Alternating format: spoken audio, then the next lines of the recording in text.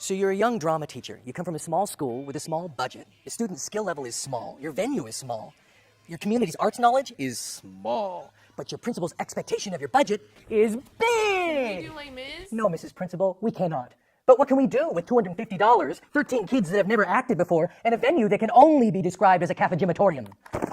You write your own. For decades, drama theory focused on performances that were for the students by the students.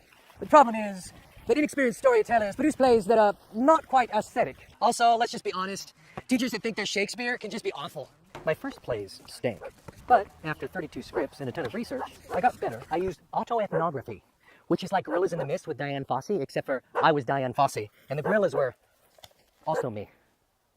And I discovered my personal method of playwriting for the classroom entitled Teacher-as-playwright. And now, Mrs. Principal, I can tailor-make a script to our unique circumstance. What would you like? Les Mis? Shut up!